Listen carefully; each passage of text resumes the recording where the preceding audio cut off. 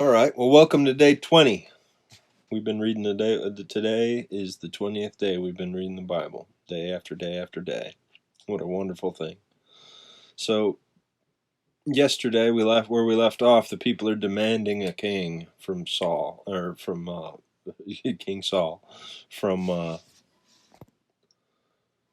Samuel, the high prophet. You know, they're supposed to kind of look at the prophet as a king, and the prophet is able to speak with God. Personally, pretty much on a one-on-one basis, and we see that Samuel had that. We saw even when he was a boy that God came and stood near Samuel, like as a person, as like the angel of the Lord, like when it came to Joshua, and in different instances we've seen so far. And today, the subject of today's reading is going to be King Saul. He's going to be anointed, and then he's going to be kinged, and just what a cool story this is, but we see that this was kind of destined in Israel's history when they gave him laws to how to follow the king when they had the king, and that the king's also supposed to follow the law. But we're going to see how that falls apart pretty quickly with King Saul. He doesn't start out as a tyrant, and I don't think any king did. Any of Israel's kings did, except for later Solomon's sons, but because they grew up in a privileged household. But let's begin in chapter 9. We're in 1 Samuel chapter 9. There was a Benjamite. Remember what we read about the Benjamites not too long ago? They've been through, and now it's been rebuilt. Their tribe has been rebuilt, and they're pretty good again. But here we have King Saul, or young Saul. There was a Benjamite, a man of standing, whose name was Kish, son of Abiel, the son of Zeror, the son of Bicharath, and the son of Aphiah of Benjamin. Kish had a son named Saul, as handsome as a young man could be found anywhere in Israel, as he was a head taller than anyone else. Now the donkeys belonging to Saul's father, Kish, were lost. And Kish said to his son Saul, "Take one of the servants with you and go look for the donkeys." So he passed through the hill country of Ephraim, through the area of Shalisha, but they did not find them. And they went to the district of Sha'alim, but the donkeys were not there. Then he passed through the territory of Benjamin, but they did not find them. When they reached the district of Zuph, Saul said to his servant who was with him, "Come, let's go back. My father will stop thinking about the donkeys and start worrying about us." But the servant replied, "Look, in this town there's a man of God. He's highly respected, and everything he says comes true. Let's go there now. Perhaps he will tell us the way to take." Saul said to his servant, "If we go, what can we give the man? The food in our sacks is gone, and we have no gift to take the man of God. What do we have?" The servant answered him again. "Look," he said, "we have a quarter of a shekel of silver. I will give it to the man of God so that he will tell us what way to take." Formerly in Israel, if someone went to inquire of God, they would say, "Come, let us go to the seer," because the prophet of the day was to be called a seer. Verse 10. Good, Saul, said to his servant. "Come, let's go." So they went out for the town where the man of God was. So they set out for the town where the man of God was. In verse 11. As they were going up the hill to the town, they met some young women calling out to draw water, and they asked them, "Is the seer here?" Verse 12. "He is," they answered. "He's ahead of you. Hurry now. He has just come to our town today, for the people have a sacrifice at the high place. As soon as you enter the town, you will find him. He goes up to the high place to eat." and the people will not be eating until he comes, because he must bless the sacrifice afterward. Those who are invited will eat. Go up now, you should find him about this time." They went up to the town, and as they were entering, there was Samuel coming towards them, on his way up to the high place. Now the day before Saul came, the Lord had revealed this to Samuel. "About this time tomorrow I will send you a man from the land of Benjamin. Anoint him ruler over my people Israel. He will deliver them from the hand of the Philistines. I have looked on my people, for their cry has reached me." Verse 17. When Samuel caught a sight of Saul, the Lord said to him, "This is the man I spoke to you about. He will govern my people." And as Saul approached Samuel in the gateway and asked, would you please tell me where the seer's house is?" Verse 19. "I am the seer," Samuel replied. "Go up ahead of me to the high place, for today you are to eat with me. In the morning I will send you on your way and tell you all that is in your heart. As for the donkeys you lost 3 days ago, don't worry about them. They have been found, and to whom is the desire of Israel turned, if not you and your whole family line?" Verse 21. Saul answered, "But I am not a Benjamite from the am I not a Benjamite from the smallest tribe of Israel? Is not my clan the least of all the clans of the tribe of Benjamin? Why would you say such a thing to me?" Verse 22. Then Samuel brought Saul and his servant into the hall and seated them at the head of those who were invited, about 30 in number. Samuel said to the cook, "Bring the piece of meat I gave you, the one I told you to lay aside." So the cook took up the thigh that was with what was on it in front of Saul. Samuel said, "Here is what has been kept for you. Eat, because it was set aside for you for this occasion, from the time I said I had invited guests." And Saul dined with Samuel that day. After they came down from the high place to the town, Samuel walked with Saul on the roof of his house. They arose about daybreak, and Samuel called to Saul on the roof, "Get ready, and I will send you on your way." Then Saul got ready, and he and Samuel went to the outside together. As they were going down to the edge of the town, Samuel said to Saul, "Tell the servant to go on ahead of us." And the servant did so. "But you stay here for a while, so that I may give you a message from God." Chapter 10. Then Samuel took a flask of olive oil and poured it on Saul's head and kissed him, saying, "Has not the Lord anointed you ruler over his inheritance? When you leave me today, you will meet 2 men near Rachel's tomb at Zelzah on the border of Benjamin. They will say to you, 'The donkeys that you set out to look for have been found.' And now your father has stopped thinking about them and is worried about you. He is asking, 'What shall I do about my son?'" Verse 3.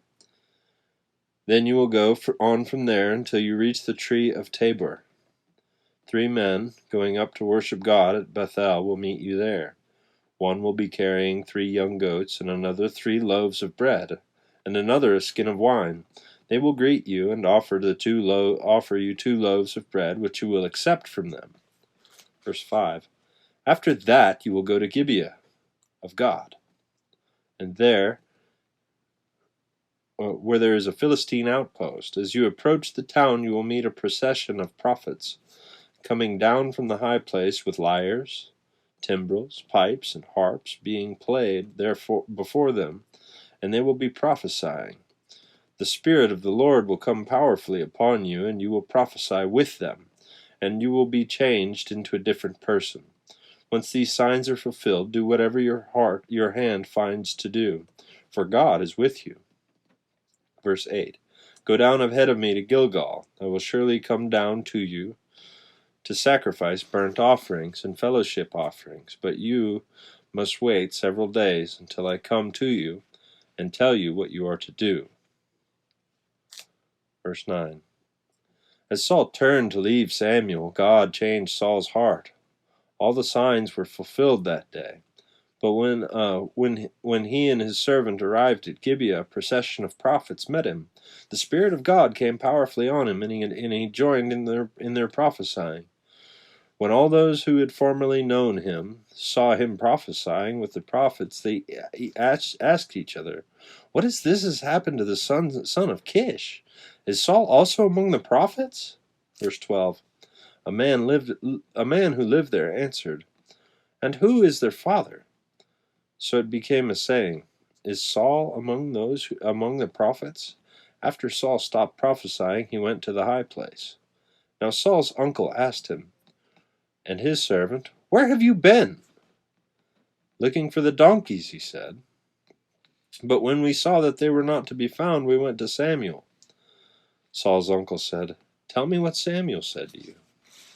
Saul replied, "He assured us that the donkeys had been found, but he did not tell his uncle that what Samuel said about the kingship." Samuel summoned the people of Israel to the Lord at Mizpah and said to them, "This is what the Lord, the God of Israel, says. I brought Israel up out of Egypt, and I delivered you from the power of Egypt and all the kingdoms that oppress you, but you have now rejected your God, who saves you out of all disasters and calamities, and you have said, 'No, appoint a king over us.' So now present yourselves before the Lord and by your tribes and clans."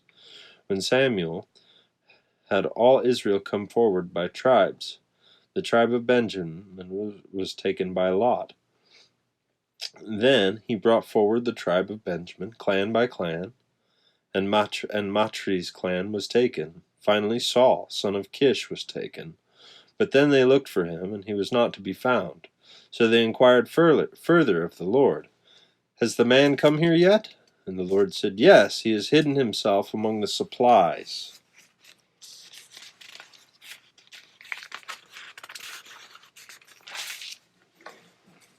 Verse 23. They ran and brought him out as he stood among the people, as he was a head taller than any of the others. Samuel said to all the people, "You see the man the Lord has chosen? There's no one like him among all the people." Then the people shouted, "Long live the king!" Samuel explained to the people the rights and duties of kingship. He wrote them down on a scroll and deposited it before the Lord. Then Samuel dismissed the people to go to their own homes. Verse 26. Saul also went to his home in Gibeah, accompanied by a valiant men whose hearts God had touched. But some scoundrels said, How can this fellow save us?" They despised him and brought him no gifts. But Saul kept silent.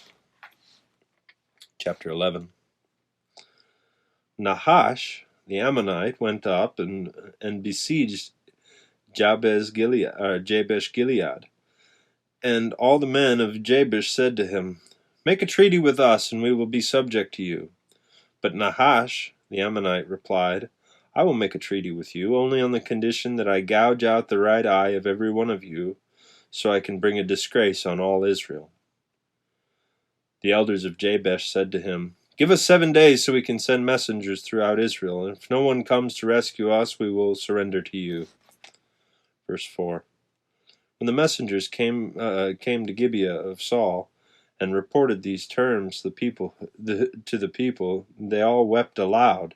So just then Saul was returning from the fields behind his oxen, and he asked, "What is wrong with everyone? Why are they weeping?" And they repeated to him what the men of Jabesh had said. Verse 6.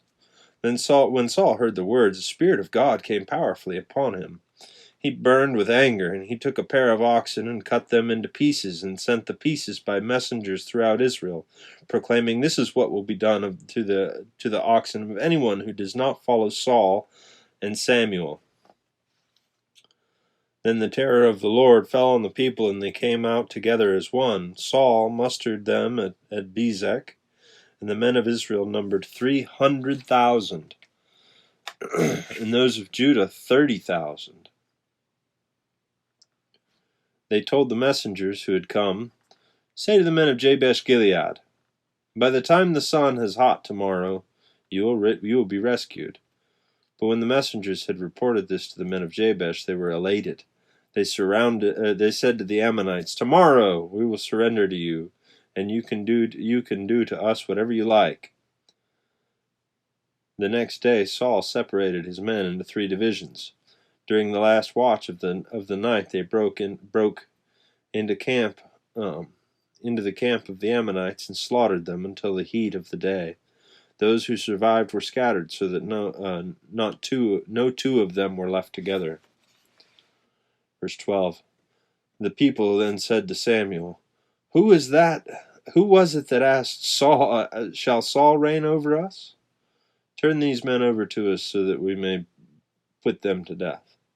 But Saul said, No one will be put to death today, for this day the Lord has rescued Israel. Then Samuel said to the people, Come, let us go to Gilgal, and there renew the kingship. So all the people went to Gilgal and made Saul their king in the presence of the Lord. There they sacrificed fellowship offerings before the Lord, and Saul and all the Israelites held a great celebration. Chapter 12. Samuel said to all Israel, I have listened to everything you said to me and set a king over you.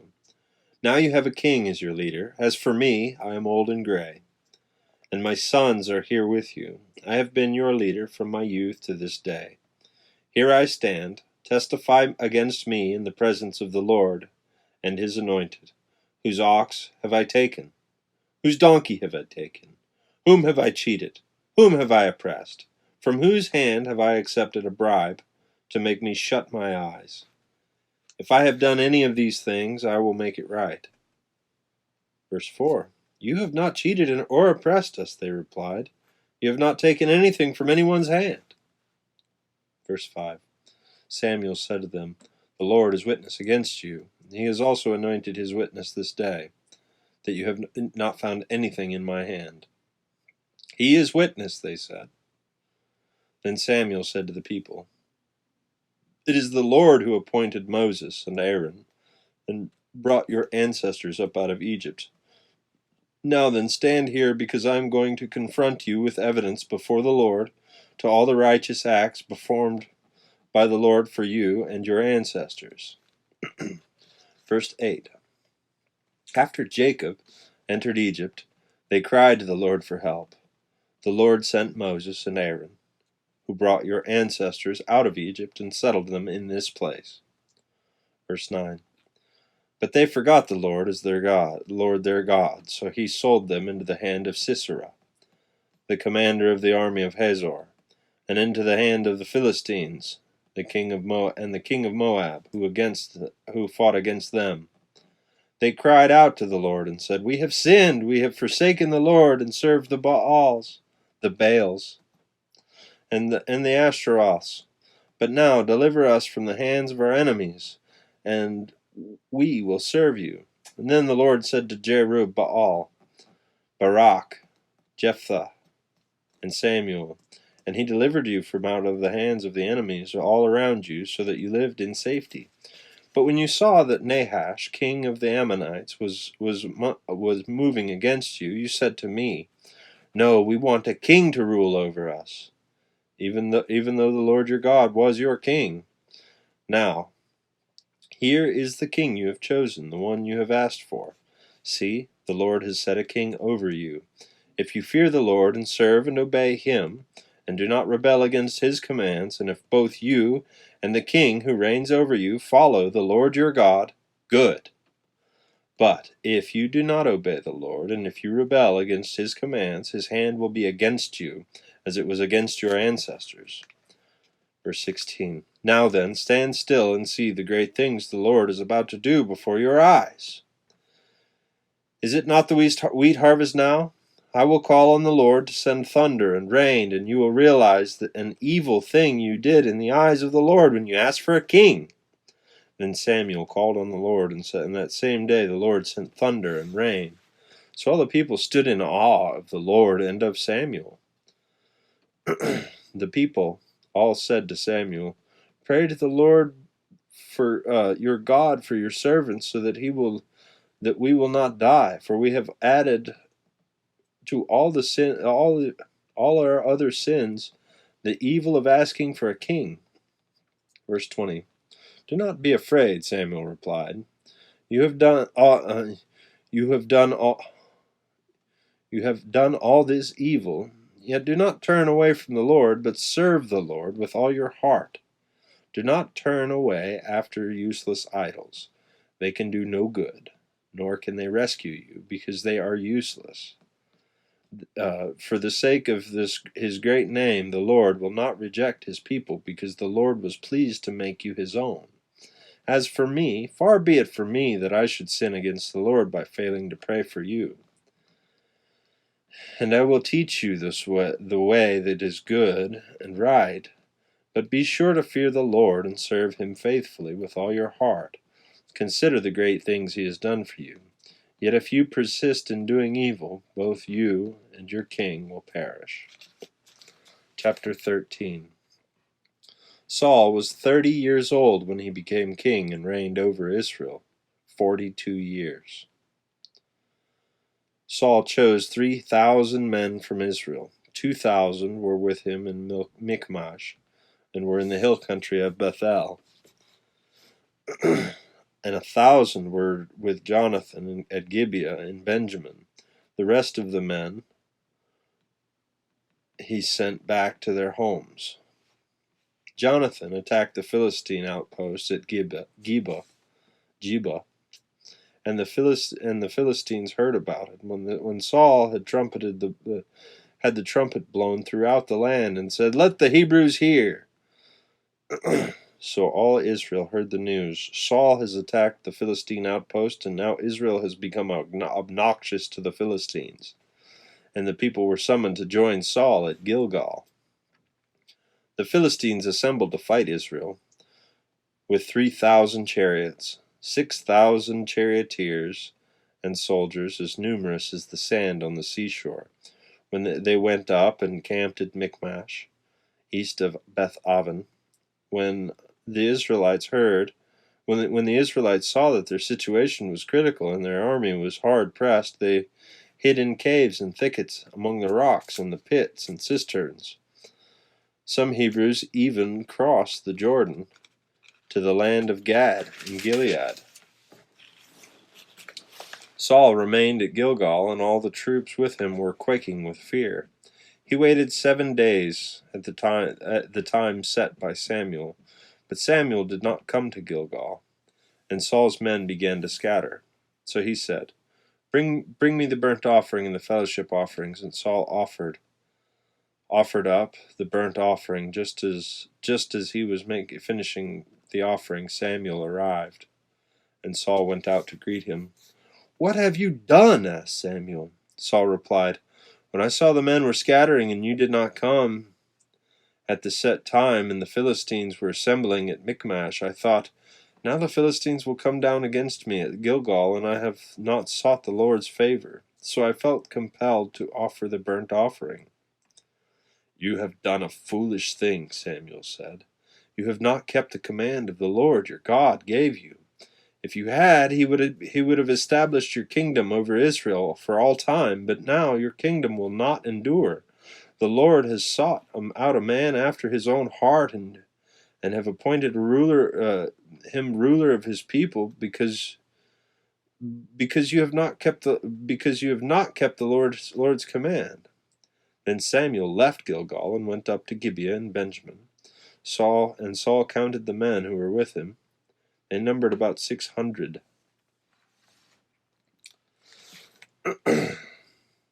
Verse 16. Saul and his son Jonathan and the men with him were staying at Gibeah in Benjamin, while the Philistines camped at Michmash. Raiding parties went out from the Philistine camp in 3 detachments. One turned toward Ophrah, within the vicinity of Shual, another towards Beth Horon, and third toward the borderland overlooking the valley of Zeboyim, facing the wilderness. Verse 19. Not a blacksmith could be found in the whole land of Israel, because the Philistines had said, otherwise the Hebrews will make swords or spears. So all Israel went down to the Philistines to have their plow points, mattocks, axes, and sickles sharpened. The price was 2/3 of a shekel for sharpening plow points and mattocks, and 1/3 of a shekel for sharpening forks and axes, and for repointing goads. So on the day of the battle, not a soldier with Saul and Jonathan had a sword or a spear in his hand. Only Saul and his son Jonathan had them. Now a detachment of Philistines had gone out to the pass at Michmash. Chapter 14. One day Jonathan, son of Saul, said to his young armor-bearer, "Come, let us go over the Philistine outpost on the other side." But he did not tell his father. Saul was staying on the outskirts of Gibeah, under a pomegranate tree in Migron. With him were about 600 men, among whom was Ahijah, who was wearing an ephod, and he was son of Ichabod's brother. Ahitub, son of Phinehas, the son of Eli, the Lord's priest in Shiloh. No one was aware that Jonathan had left. Verse 4. On each side of the pass Jonathan intended to cross to reach the Philistine outpost was a cliff. One was called Bezos, and the other Senech. The one cliff stood to the north toward Michmash, and the other towards the south toward Jeba. Jonathan said to his young armor-bearer, "Come, let's go over to the outpost of those uncircumcised men. Perhaps the Lord will act in our behalf. Nothing can hinder the Lord from saying whether by many or by few."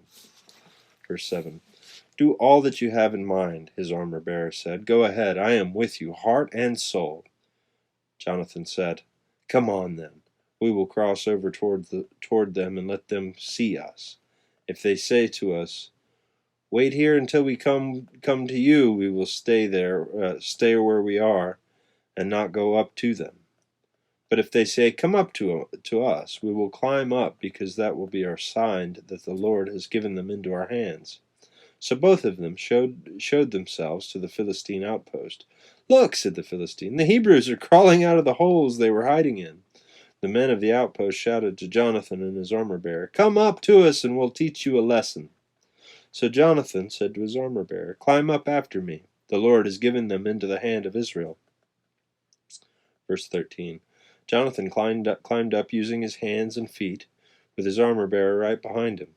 The Philistines fell before Jonathan, and his armor-bearer followed him and killed behind him. In that first attack, Jonathan and his armor-bearer killed some 20 men in the area of about a half an acre. Verse 15. Then panic struck the whole army, those camped in the field and those in the outposts and raiding parties, and the ground shook, and it was a panic they sent by God.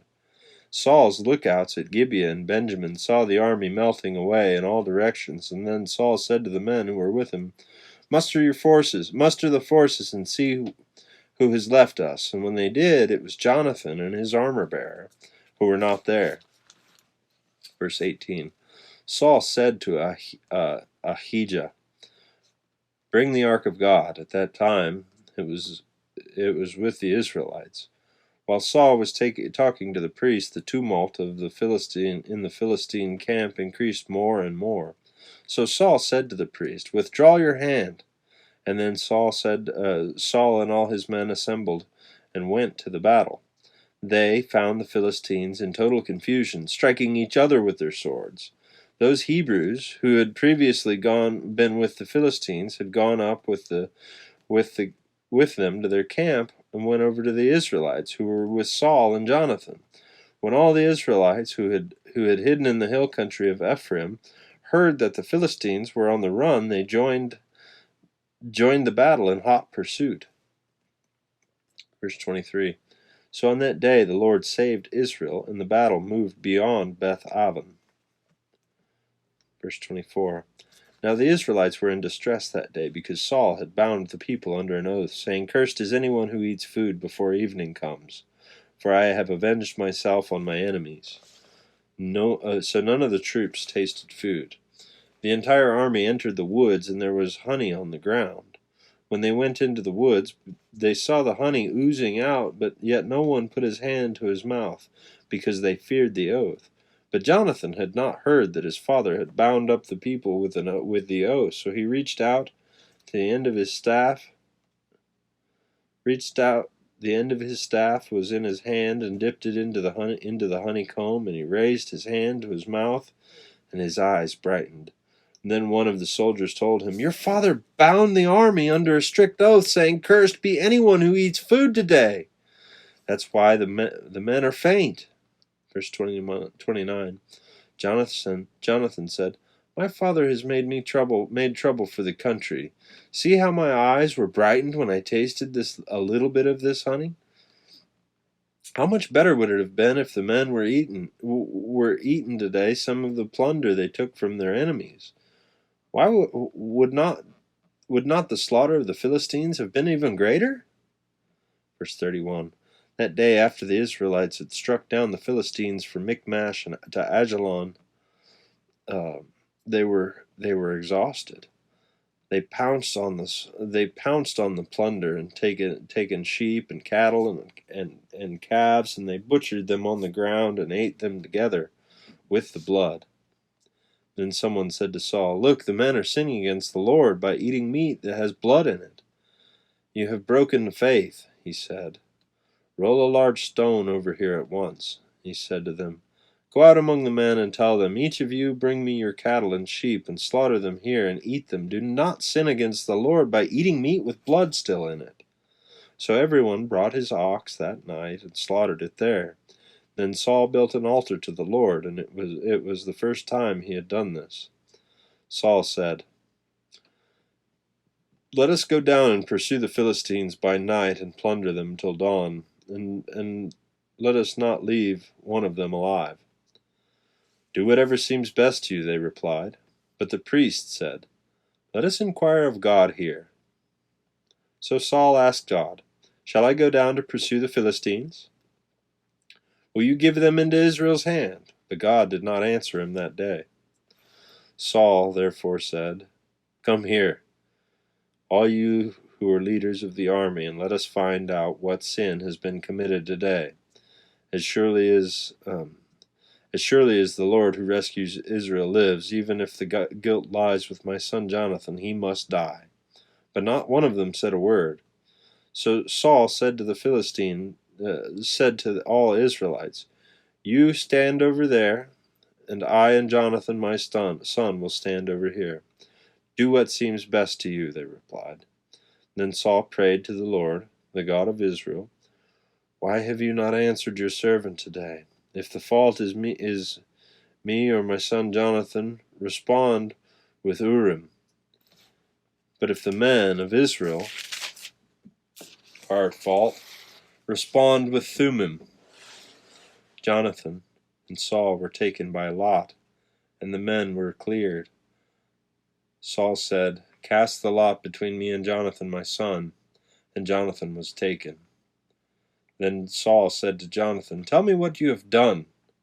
So Jonathan told him, I tasted a little honey with the end of my staff, and now I must die. Saul said, May God deal with me, be it ever so severely, if you do not die, Jonathan. But the men said to Saul, Should Jonathan die? He who has brought out this great deliverance in Israel? Never! As surely as the Lord lives, not a hair on his head will fall to the ground, for he did this today with God's help. So the men rescued Jonathan, and he was not put to death. Then Saul stopped pursuing the Philistines, and they withdrew to their land. 47. After Saul had assumed the rule over Israel, he fought against their enemies on every side: Moab, the Amorites, Edom, the kings, Zobah, and the Philistines. Wherever he turned, he inflicted punishment on them. He fought valiantly and defeated the Amalekites, delivering Israel from the hands of those who had plundered them. Saul's sons were Jonathan, Ishvi, and Malchishua. The name of his older daughter was Merab, and that of the younger was Michael. His wife's name was Abinoam, daughter of Ahimaaz. The name of the commander of Saul's army was Abner, son of Ner, and Ner was Saul's uncle. Saul's father Kish and Abner's father Ner were the sons of Abiel. All the days of Saul's life, all the days of Saul there was bitter war with the Philistines. Whenever saw a mighty or brave man, he took him into his service.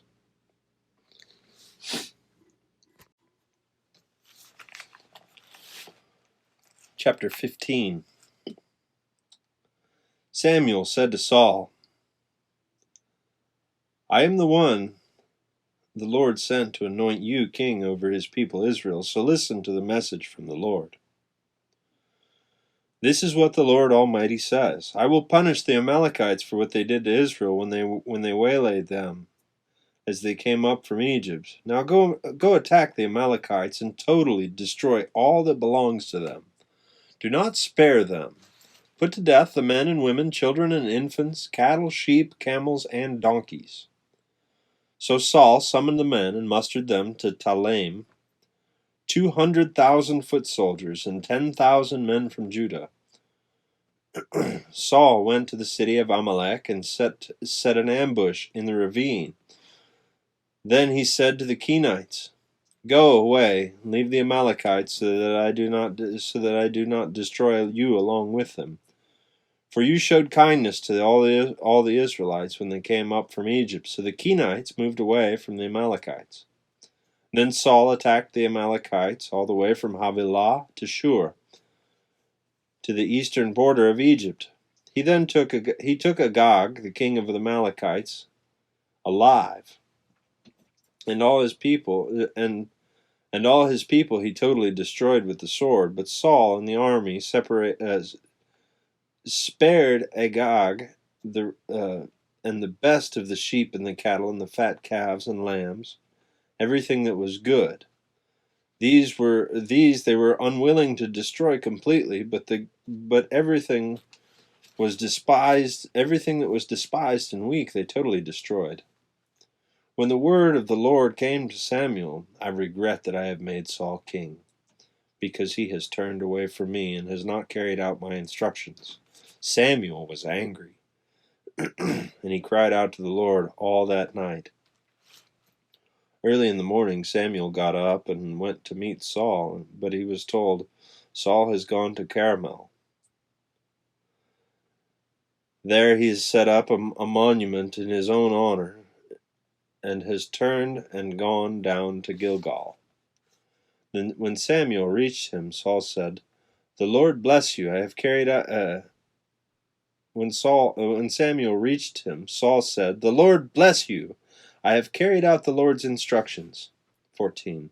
But Samuel said, What is that bleating of sheep in my ears? What is that lowing of cattle I hear? Then Saul answered, The soldiers brought them from the Amalekites. They spared the best of the sheep and cattle to sacrifice to the Lord our God, your God. We totally defeated the rest. 16. Enough, Samuel said to Saul. Tell me what the Lord said to me last night. Tell me, Saul replied. Oh, I'm sorry. Verse 16. Enough, Samuel said to Saul. Let me tell you what the Lord said to me last night. Tell me, Saul replied. Samuel said, although you were once small in your own eyes, you did not become the head of all the tribes of Israel. Did you not become the head of all the tribes of Israel? The Lord anointed you king over Israel, and he set you on a mission, saying, go and completely destroy those wicked people, the Amalekites, wage war against them until you have wiped them out. But you did not obey the Lord. Why did you not obey the Lord? Why did you pounce on the plunder and do evil in the eyes of the Lord? Verse 20. But I did obey the Lord, Saul said. I went on the mission the Lord assigned me. I completely destroyed the Amalekites and brought back Agag their king. The soldiers took sheep and cattle from the plunder, the best of what was devoted to God, in order to sacrifice them to the Lord your God at Gilgal. But Samuel replied, does the Lord delight in burnt offerings and sacrifices as much as in obeying the Lord? To obey is better than sacrifice, and to heed is better than the fat of rams. For rebellion is like the sin of divination, and arrogance like the evil of idolatry, because you have rejected the word of the Lord. He has rejected you as king. Verse 24. Then Saul said to Samuel, I have sinned. I violated the Lord's command and your instructions. I was afraid of the men, so I gave in to them. Now I beg you, forgive my sin and come back with me, so that I may worship the Lord. But Samuel said to him, I will not go back with you. You have rejected the word of the Lord, and the Lord has rejected you as king over Israel. Verse 27. As Samuel turned to leave, Saul caught hold of the hem of his robe, and he tore it. And Samuel said to him, the Lord has torn the kingdom of Israel from you this day. He has given it to one of your neighbors, to one better than you. He who is the glory of Israel does not lie, nor change his mind, for he is not a human being, that he should change his mind. Verse 30. Saul replied, I have sinned, but please honor me before the elders of my people and before Israel, and come back with me, so that I may worship the Lord your God. Verse 31. So Samuel went back with Saul, and Saul worshipped the Lord. Then Samuel said, bring me Agag, the king of the Amalekites. Agag came to him in chains, and he thought, surely the bitterness of his death is past. But Samuel said, as your sword has made women childless, so will your mother be childless among women. And Samuel put Agag to death before the Lord at Gilgal. Then Samuel left for Ramah, but Saul went up to his home in Gibeah of Saul, until the day Samuel died. He did not go to see Saul again. Though Samuel mourned for him, and the Lord regretted that he had made Saul king over Israel. Chapter 16. The Lord said to Samuel, how long will you mourn for Saul, since I have rejected him as king over Israel? Fill your horn with oil, and be on your way. I am sending you to Jesse of Bethlehem. I have chosen one of his sons to be king. But Samuel said, how can I go? If Saul hears about it, he will kill me.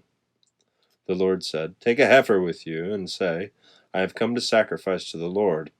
Invite Jesse to the sacrifice, and I will show you what to do.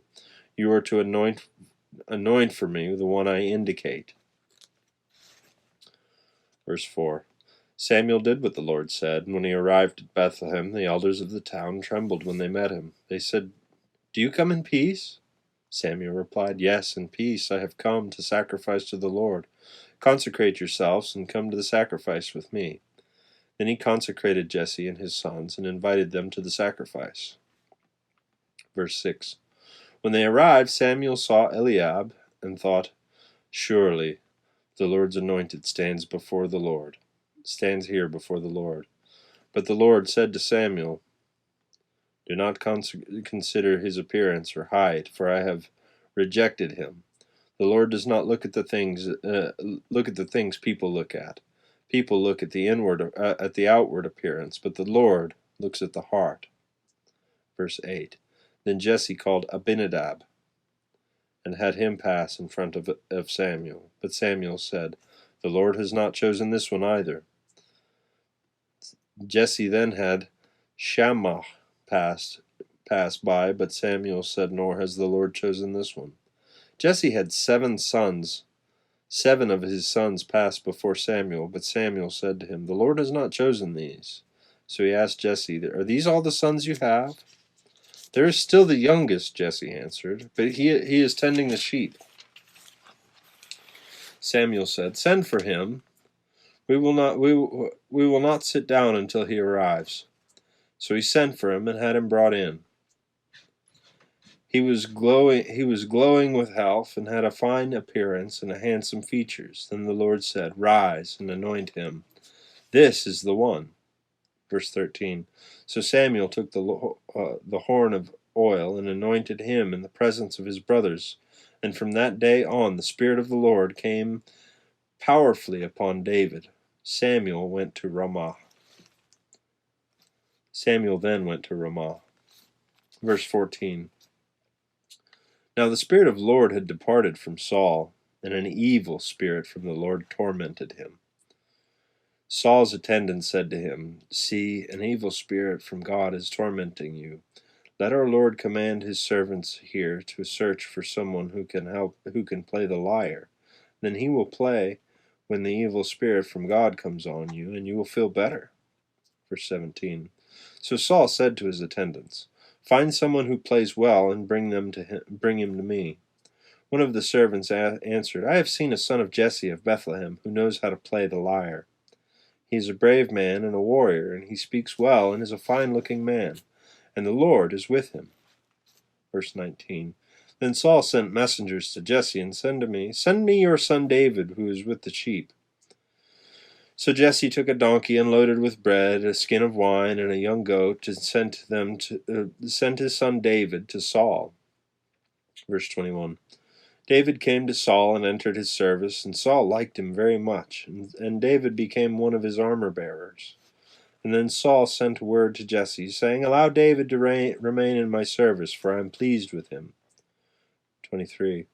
Whenever the Spirit of God came on Saul, David would take up his lyre and play. And then relief would come on Saul, and he would feel better. And then the evil spirit would leave him. Chapter 17. Now the Philistines gathered their forces for war and assembled at Socoh in Judah. They pitched camp at Ephes Damim, between Succoth and Azekah. Saul and the Israelites assembled and camped in the valley of Elah, drew up near and drew up their battle line to meet the Philistines. The Philistines occupied one hill, and the Israelites another, with the valley between them. Verse 4. A champion named Goliath, who was from Gath, came out of the Philistine camp, and his height was 6 cubits and a span. He had a bronze helmet on his head and wore a coat of scale armor of bronze weighing 5,000 shekels. On his legs he wore bronze greaves, and a bronze javelin was slung on his back. His spear shaft was like a weaver's rod, and its iron point weighed 600 shekels. His shield bearer went ahead of him. Verse 8. Goliath stood and shouted at the ranks of Israel, "Why do you come out and line up for battle? Am I not a Philistine? And are you not servants of Saul? Choose a man and have him come down to me. If he is able to kill me, we will become your subjects. But if I overcome him and kill him, you will become our subjects and serve us." Then the Philistines said, "This day I defy the armies of Israel. Give me a man and let us fight each other." On hearing the Philistines' words, Saul and all the Israelites were dismayed and terrified. Verse 12. Now David was the son of an Ephraite, named Jesse, who was from Bethlehem in Judah. Jesse had 8 sons, and in Saul's time he was very old. Jesse's 3 oldest sons had followed Saul to the war. The firstborn was Eliab, the second Abinadab, and the third Shammah. David was the youngest. The 3 oldest followed Saul, but David went back and forth from Saul to tend his father's sheep at Bethlehem. Verse 16.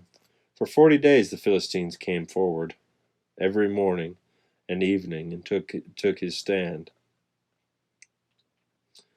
Verse 17. Now Jesse said to his son David, take this ephah of roasted grain and these 10 loaves of bread to your brothers, and hurry to their camp.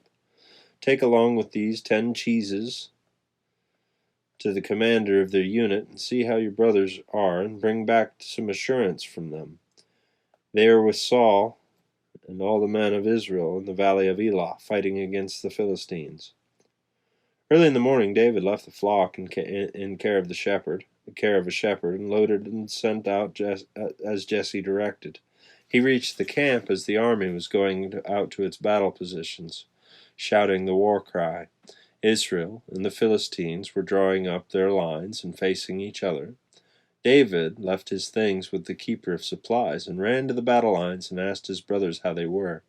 As they were talking with them, Goliath, the Philistine, champion from Gath, stepped out from his lines and shouted his usual defiance. And David heard it. Whenever the Israelites saw the man, they all fled from him in great fear. Verse 25. Now the Israelites had been saying, do you see how this man keeps coming out? He comes out to defy Israel. The king will have great wealth, will give great wealth to the man who kills him. He will also give him his daughter in marriage, and will exempt his family from taxes in Israel. Verse 26. David asked the men standing near him, What will be done for the man who kills the Philistine and removes this disgrace from Israel? Who is this uncircumcised Philistine that he should defy the armies of the living God? Verse 27. They repeated to him that they had been saying what they had been saying, and told him, this is what will be done to the man, for the man who kills him. Verse 28. When Eliab, David's oldest brother, heard him speaking with the men, he burned with anger at him and asked, Why have you come down here? And with whom did you leave those few sheep in the wilderness? I know how conceited you are, and how wicked your heart is. You came only to watch the battle. 29. Now what have I done? Said David. Can I even speak? And then he turned away to someone else, and brought up the same matter. And the men answered him as before. What David said was overheard and reported to Saul, and Saul sent for him. 32. David said to Saul, Let no one lose heart on account of this Philistine. Your servant will go and fight him. Saul replied, You're not able to go out against this Philistine and fight him. You're only a young man. He has been a warrior from his youth. 34. But David said to Saul, Your servant has been keeping his father's sheep. When a lion or a bear came and carried off the sheep from the flock, I went after it and struck it and rescued the sheep from its mouth. Then it turned on me, and I seized it by its hair, struck it, and killed it. Your servant has killed both the lion and the bear. This uncircumcised Philistine will be like one of them, because he has defiled the armies of the living God. The Lord who rescued me from the paw of the lion and the paw of the bear will rescue me from the hand of this Philistine. Saul said to David, Go, and the Lord be with you. Verse 38. Then Saul dressed David in his own tunic. He put a coat of armor on him and a bronze helmet. He said on his head. David fastened on his sword over the tunic and tried walking around, because he was not used to them. I cannot go in these, he said to Saul, because I am not used to them. So he took them off, and then he took his staff in hand and chose 5 smooth stones from the stream and put them in the pouch of his shepherd's bag, and and with his sling in his hand he approached the Philistine. 41. Meanwhile the Philistine, with his shield bearer in front of him, kept coming closer to David. He looked David over and saw saw he was little more than a boy, glowing with health and handsome, and he despised him. He said to David, "Am I a dog that you should come at me with sticks?" So the Philistine cursed David by his gods. "Come here," he said, "and I will give your flesh to the birds of the wild animals." David said to the Philistine, "You come against me with a sword and a spear and a javelin, but I come against you in the name of the Lord Almighty, the God of the armies of Israel, whom you have defied. This day the Lord will deliver you into my hands, and I'll strike you down and cut off your head. This very day I will give the carcasses of the Philistine army to the birds and the wild animals, and the whole world will know that there is a God in Israel. All those gathered here will know that it is not by the sword or the spear that the Lord saves, for the battle is the Lord's, and he will give all of you into our hands." 48. As the Philistine moved closer to attack him, David ran quickly and toward the battle line to meet him. Reaching into his bag, taking out a stone, he slung it and struck the Philistine on the forehead. The stone sank into his forehead and he fell face down on the ground. So David triumphed over the Philistine with a sling and a stone. Without a sword in his hand, he struck down the Philistine and killed him. Verse 51. David ran and stood over him, but he took hold of the Philistine's sword and drew it from the sheath, and after he killed him, he cut off his head with the sword. Then when the Philistines saw their hero was dead, they turned and ran, and the men of Israel and Judah surged forward with a shout and pursued the Philistines to the entrance of Gath and to the gates of Ekron. Their dead were strewn along the Sha'araim road to Gath and Ekron.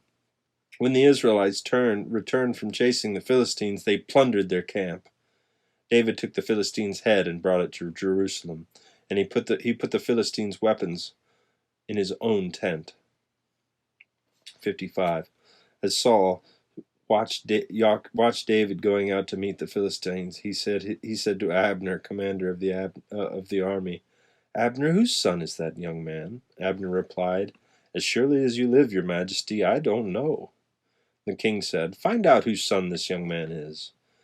As soon as David returned from killing the Philistine, Abner took him and brought him before Saul with David, still holding the Philistine's head. "Whose son are you, young man?" Saul asked him. David said, "I am the son of your servant Jesse of Bethlehem." Chapter 18. After David had finished talking with Saul, Jonathan became one spirit with David. He loved him as himself. From that day Saul kept David with him and did not let him return home to his family. And Jonathan made a covenant with David because he loved him as himself. Jonathan took off the robe he was wearing and gave it to David, along with his tunic, and even his sword, and his bow and his belt. Whatever mission Saul had sent him on, David was so successful that Saul gave him a high rank in the army. This pleased all the troops and Saul's officers as well. When the men were returning home, after David killed the Philistine, the women came out from all the towns of Israel to meet King Saul, with singing and dancing, and with joyful songs, and with timbrels and lyres, as they danced, and they sang, "Saul has slain his thousands, and David his tens of thousands." Saul was very angry. This refrain displeased him greatly. They gave credit to David with tens of thousands, he thought, but with me only thousands. What more can be done? What more can he get but the kingdom? From that time on, Saul kept a close eye on David. Verse 10. The next day, an evil spirit from God came forcefully on Saul. He was prophesying in his house while David was playing the lyre, as he usually did. Saul had a spear in his hand, and he hurled it, saying to himself, "I'll pin David to the wall." But David eluded him twice. Saul was afraid of David, because the Lord was with David and departed from Saul. So he sent David away from him and gave him a command over 1,000 men. David led the troops in their campaigns, and in everything he did he had great success, because the Lord was with him. When Saul saw how successful he was afraid of him. But all Israel and Judah loved David, because he led them in their campaigns. Saul said to David, "Here is my older daughter Merab. I will give her to you in marriage. Only serve me bravely and fight the battles of the Lord." For Saul said to himself, "I will not raise a hand against him. Let the Philistines do that." 18. But David said to Saul, "Who am I, and what is my family or my clan in Israel, that I should become the king's son-in-law?" So when the time came for Merab, Saul's daughter, to be given to David, she was given in marriage to Adriel of Meholah. 20. Now Saul's daughter Michal was in love with David, and when they told Saul about it, he was pleased. "I'll give her to him," he thought, so that he may be a snare to him, and so that the hand of the Philistines may be against him. So Saul said to David, "Now you have a second opportunity to become my son-in-law." 22. Then Saul ordered his attendants, "Speak to David privately, and say, 'Look, the king likes you, his attendants, and all love you. Now become his son-in-law.'" They repeated these words to David, but David said, "Do you think it's a small matter to become this king's son-in-law? I'm only a poor man, and little known." 24. Then Saul's servant said to him what David had said, and Saul replied, "Say to David, the king wants no other price for the bride than 100 Philistine foreskins, to take revenge on his enemies." Saul's plan was to have David fall by the hand of the Philistines. 26. When the attendants told David these things, that he was pleased to become the king's son-in-law. So before the allotted time elapsed, David took his men with him and went out and killed 200 Philistines and brought back their foreskins. They counted the full number to the king, so that David might become the king's son-in-law. Then Saul gave him his daughter Michal in marriage. 28. When Saul realized that the Lord was with David, and that his daughter Michal loved David, Saul became still more afraid of him, and remained his enemy the rest of his days. 30. The Philistine commanders continued to go out to battle as often as they did, David met with more success than the rest of Saul's officers, and his name became well known. Chapter 19. Saul told his son Jonathan and all the attendants to kill David, but Jonathan had taken a great liking to David and warned him, "My father Saul is looking for a chance to kill you. Be on your guard tomorrow morning. Go into hiding and stay there, and I will go out and stand with my father in the field where you are. I'll speak to him about you, and will tell you what I find out." Verse 4.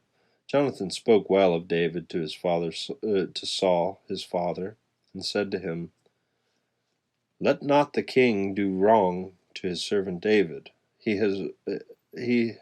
has not wronged you, and what he has done has benefited you greatly. He took his life in his hands when he killed the Philistine. The Lord won a great victory for all Israel, and you saw it. And were glad. Why then would you do wrong to an innocent man like David by killing him for no reason?" 6. Saul listened to Jonathan and took this oath, "As surely as the Lord lives, David will not be put to death." So Jonathan called David and told him the whole conversation. So he brought him to Saul, and David was with Saul as before.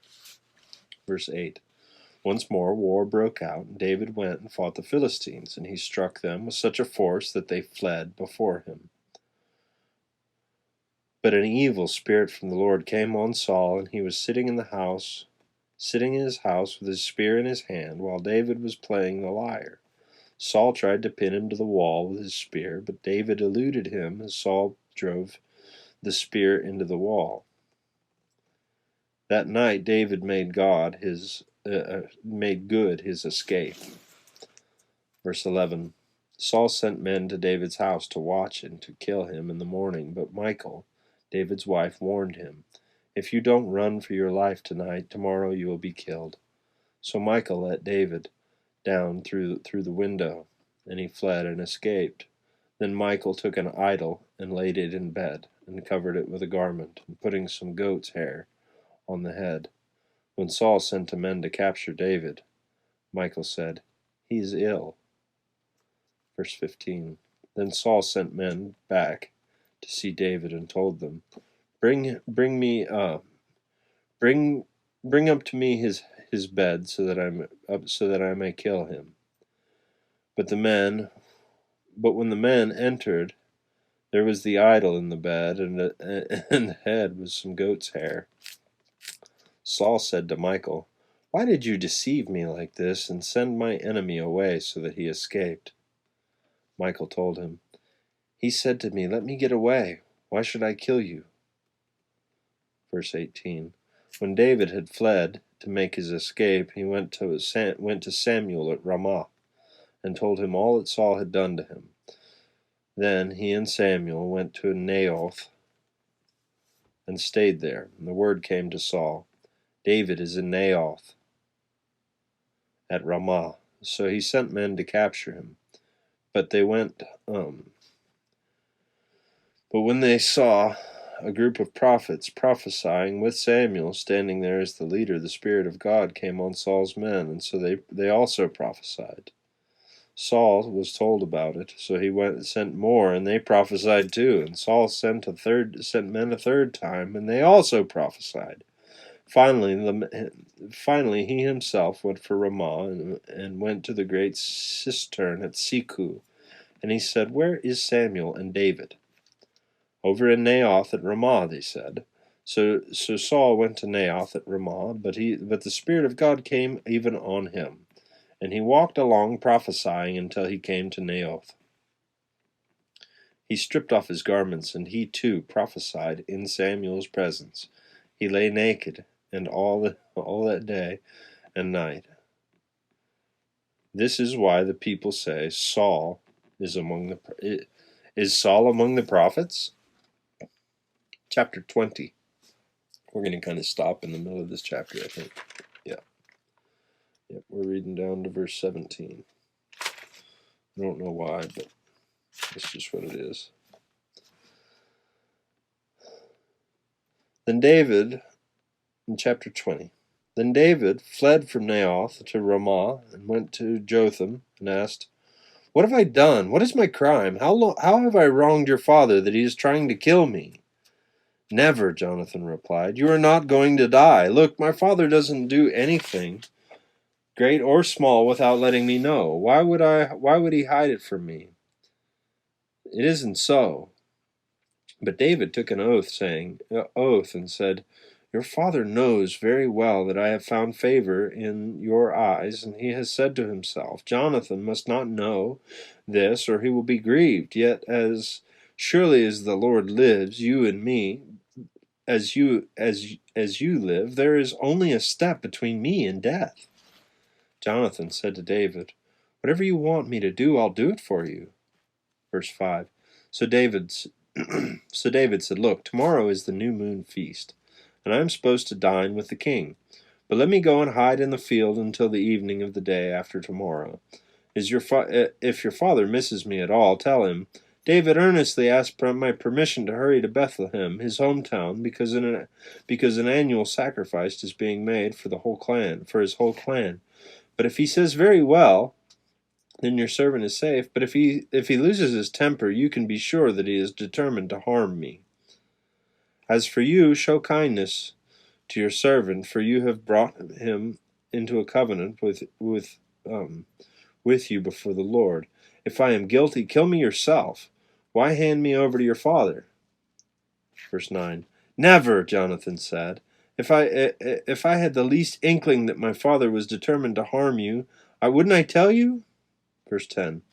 Then David asked, "Who will tell me if your father answers you harshly?" Verse 11. "Come," Jonathan said, "let's go into the field." So they went together. Then Jonathan said to David, "I swear by the Lord, the God of Israel, that I will surely sound out my father by this time the day after tomorrow. If he is favorably disposed towards you, I will not send word to you and let you. Will I not send word to you and let you know?" Verse 13. "But if my father intends to harm you, may the Lord deal with Jonathan, be it ever so severely. If I don't let you know, then he sent you away in peace. May the Lord be with you as he has been with my father.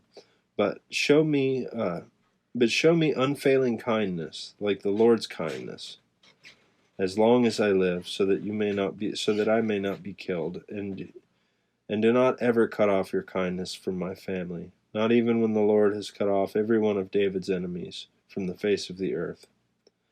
So Jonathan made a covenant with the house of David, saying, "May the Lord call the enemies to account." And Jonathan had David reaffirm his oath out of love for him, because he loved him as he loved himself. Alrighty. I hate to end it there, but there's another page to this chapter. And we are there, so I see why they broke this one up. This is the greatest story. This is so awesome. Check for day number 20. We have read through 1 Samuel 20 and 17. Tomorrow we begin in 2 Samuel, so I need to put out another video for y'all. Alrighty, guys. Thanks for watching. Thanks for reading the Bible. That's what it's all about. Look, we're finally getting somewhere. Bible's still a huge book, isn't it? God bless you.